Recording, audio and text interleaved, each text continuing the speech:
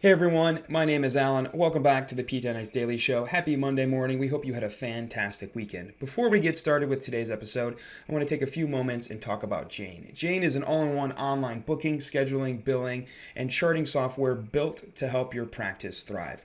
A lot of us here at ICE use Jane in our clinics, and we love a number of different features that really stand out to us. The first is charting. Charting is very fast with Jane. You can snap a picture of that whiteboard of your Therax and just upload it right to the objective section in Jane. You can dictate your notes with voice tools on your phone so that you don't need to type on the computer. You can even do your notes maybe on the drive home with voice to text. Payment processing is all incorporated inside of Jane. You can take credit card payments. You can save cards on file. It also has telehealth features right inside of the software, so you don't need any additional software that you need to pay for. Jane will really help you be more efficient and save you money at the same time. If you want to learn more about Jane, Jane's team is ready to meet you, show you a demo, and help you in your transition. You can find out more about Jane at jane.app/physicaltherapy. While you're there, when you're ready to make the switch, you can use ICE's promotion code, which is ICEPT1MO, for a 1-month free grace period to help you in your transition from whatever you're currently using while making the switch to Jane. Thanks for listening. Enjoy today's episode of the PT on Ice Daily Show. All right. Hello, everybody, and welcome to the PT on Ice Daily Show. My name is Christina Previtt. I am one of 2 lead faculty for clinical management of the fitness, athlete, pregnancy, and postpartum. We have 2 courses. We have our online course, our 8-week online course that our next cohort starts February 28th. And then this weekend is our inaugural course for CMFA, Pregnancy and Postpartum Live. I just wanted to take a quick moment to talk about this course. This has been probably about 2 years in the making.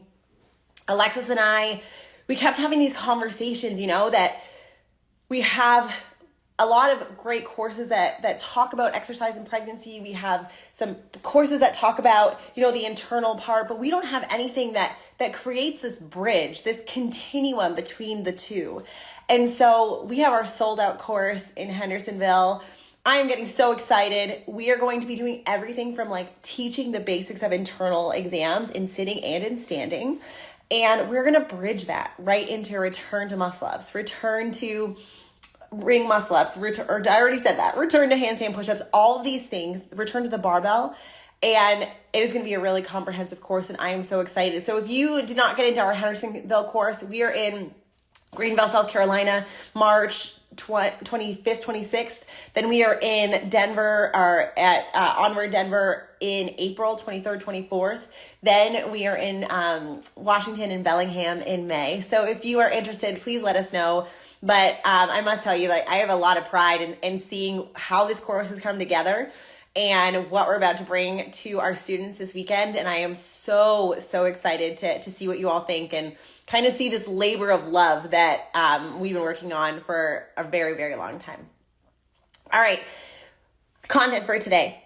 I want to talk a little bit about libido. Fun fact, Instagram and YouTube do not like the word libido. I had to restart the live because it is a banned word, but so hopefully I don't get blocked on YouTube for saying it. But something that I think a lot of females who give birth do not recognize that this is going to be a big issue for them coming back after having a baby, right? It makes sense when, we only get one checkup postpartum, and we can go on rants about that, but you kind of get the clear from an external healing perspective, maybe a little bit internal. If they do an internal, oftentimes I hear that they don't even do that you're kind of good to go for any sexual activity. And then it's kind of this assumption that you'll start getting back into those activities when you're ready. But a lot of women have zero desire, and we don't talk about the zero desire side of things. And so I wanted to kind of go through some of the physiology about why that might be happening. Want to talk about a little bit of the psychosocial things about what might be happening, and then kind of try and bring this around to the fitness athlete in particular. So first off, you just had a baby. Your brain is literally changing in motherhood. So we see that we have this synaptic rewiring that happens during pregnancy and into postpartum. And, we kind of always joke about mom brain and pregnancy brain, but we literally have changes in our brain that happens that that shift our focus and shift our attention to the baby that is growing inside us and to the paying attention to the newborn that is in front of us. And so people talk about having mom brain, and I always talk about it almost as like this reframe around now we have this constant shift of attention, right? So before we became mothers, we have this drive, this full attention to one thing. That might be in our relationship, that might be in our job. But as soon as you become a mother, and I think this is a good thing, your attention shifts. So it gets divided. It is always divided. You can be at work and paying attention, but there is always that little part of your brain from an evolutionary perspective that is focusing on your kids.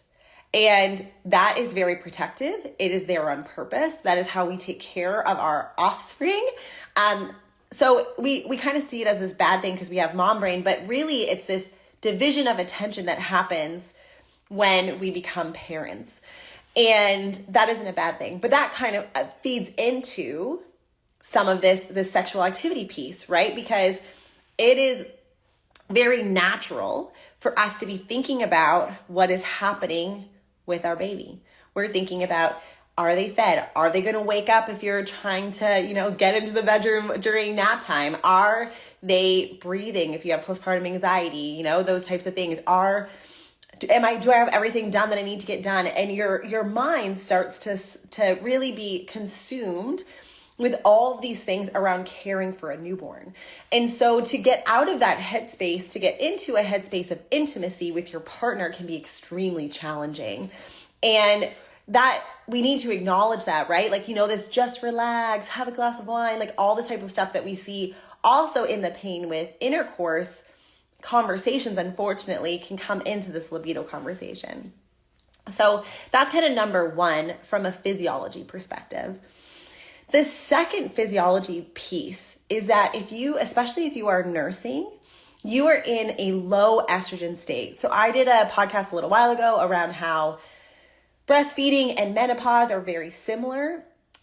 In menopause, perimenopause, and in menopausal transitions, and in breastfeeding, that dip in estrogen also translates into a decline in libido. You get some of the external issues where you're having vaginal atrophy and dryness. So those things we can start working on a little bit from using moisturizers and lubricants. In terms of how we are approaching sexual activity, we can work on things like foreplay and on how we're getting into that headspace to start working on that lubrication piece. But the estrogen deficiency affecting our drive for intercourse or drive for intimacy is something that we often don't talk about, right? Because as physical therapists, we can easily conceptualize, okay, this is happening to your body. Here are some things that we can do to improve it. But that's not necessarily going to be the case from a desire perspective. So that's number two. And then when we dive into the psychosocial piece of it, there's so much to unpack there as well, right? There is your previous relationship with your spouse. I've had conversations with female athletes who said that they know that their partner doesn't love the postpartum body, for example, or that they don't love their postpartum body. And so it's hard for them to feel sexy or feel like they're ready to go when it comes to, that intimacy piece. They don't like looking down at their body. They want the lights to be off, all these different things that come into play when we are talking to new moms. And all these things are extremely valid. So we have the body image piece of things. We have the physiology part of things. We have the cardiac part of, or the brain rewiring part of things. And then on the flip side of that too, we have the fact that we're not sleeping. So the realities of being a new parent is that when you only have a little bit of time, you have to choose what you're putting your energy towards. You have to choose where you are starting to put your resources. And so sometimes it's going to be in the intimacy side of things. And then sometimes it's going to be in I just need to survive this part of my life and I'm going to focus on sleeping. So we kind of have all these different factors, and then you're going to layer on top of that there's this guilt that comes with lack of desire, right? Especially if there's a discrepancy between the libido of the two partners that are in that relationship. And so having these conversations, some people might be hearing me talk about this and be like, Christina, how is this part of the pelvic PT scope of practice? And while some of these conversations around libido might be a good opportunity for us to be making a referral to mental health providers, oftentimes you're the individual in that postpartum care spiral or circle of care that is going to be having the most intimate conversations with people. And we don't talk about this stuff, right? We can talk about, those physiological things, that it hurts when I have penetration, it hurts when at deep penetration versus like towards the cervix. And we can talk about different sexual positions, all those types of things that are very, very physiology driven.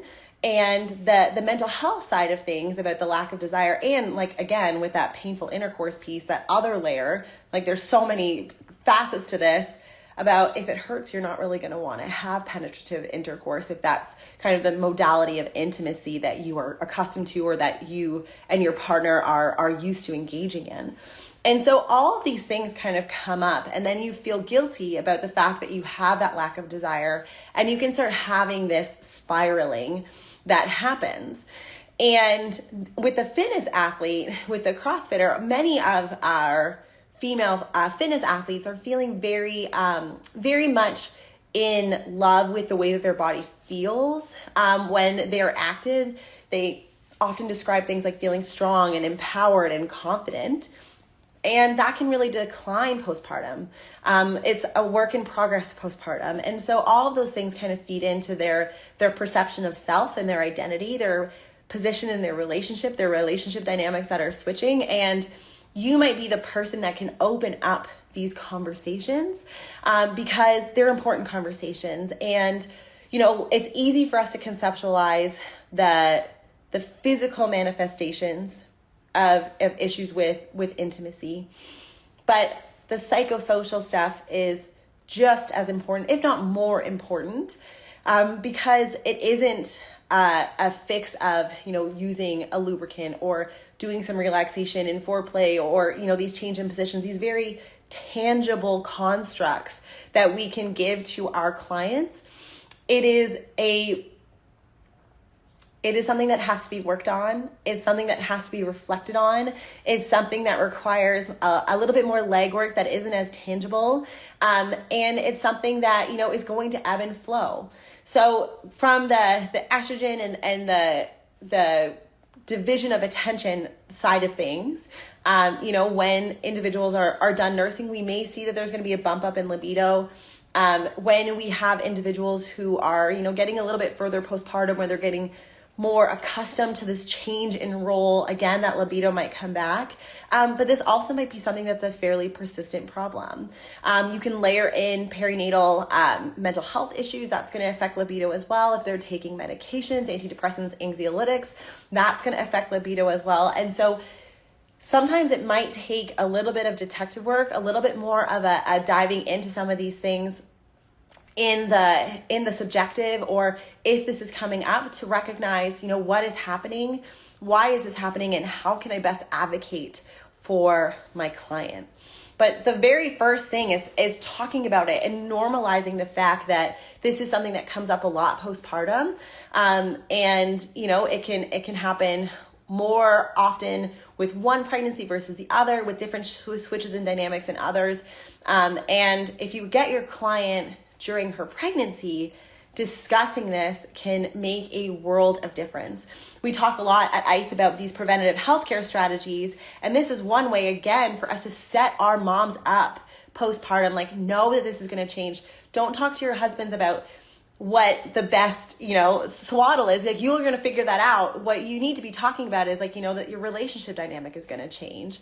What's the division of labor going to be like? Like, are you going to change if you're the person who does all the cooking, but in the newborn phase, are you going to take the newborn and rely on him, have that communication? What is that going to look like? What is his expectations postpartum, maybe from an intimacy perspective, open up that communication, and hopefully that transition will be a little bit easier. And if your female athlete or your postpartum mom is hit with this drop in libido, it's not something that's very shocking or upsetting, because it is upsetting, but it's not a shock. It's not something that nobody told them. They recognize that this was happening. They know what the next steps are. They're like, I'm feeling this very low sense of desire, kind of talking about, where is this coming from? What do I think is a driving factor for this? What are the resources that I can get help for? And you might be that person, that provider that is setting up that client to feel empowered in that space. So just kind of a couple of things to be thinking about. I posted about this on my page, and I had a lot of moms DMing me saying, like, I wish I would have known that this was happening. I wish somebody would have told me that this was going to happen, or that this was normal. I thought something was wrong with me, or that, that there was something going on in my relationship, rather than something that was very physiologically driven and psychologically driven. All right. Thank you for the hearts on Instagram. I hope you found that helpful. Tell me, do you have any tricks or tips, or do you bring this up often? What are things that you think about when you are diving into this conversation with your clients? Hopefully you can have the chance to talk about this drop in libido that can happen postpartum with your pregnant mamas. But if not, like when you're seeing them for pelvic health issues, again, that's another reason why women might not want to, be in that space, in that intimacy space, if they're having issues with leaking or prolapse, or they think their vulva looks different. All these kind of things. I could go on and on for hours about this, because I think it's really important. So tell me how you talk about this. I would love to see it in the comments. If you've had your own experiences maybe, or if you've had, really profound conversations with a client that sticks with you, I would love to know about it in the comments. Otherwise, I hope you're going to see it all blasted all over our social media about our inaugural CMFA live course, Pregnancy Postpartum Live. We have the CMFA fitness group going out. We're going to have a big weekend at ICE. So we are super excited. We can't wait. And I will hopefully talk to you all soon. Bye. Hey, thanks for tuning in to the PT on Ice Daily Show. If you enjoyed this content, head on over to iTunes and leave us a review. And be sure to check us out on Facebook and Instagram at the Institute of Clinical Excellence. If you're interested in getting plugged into more ICE content on a weekly basis while earning CEUs from home, check out our virtual ICE online mentorship program at ptonice.com. While you're there, sign up for our Hump Day Hustling newsletter for a free email every Wednesday morning with our top 5 research articles and social media posts that we think are worth reading. Head over to ptonice.com and scroll to the bottom of the page to sign up.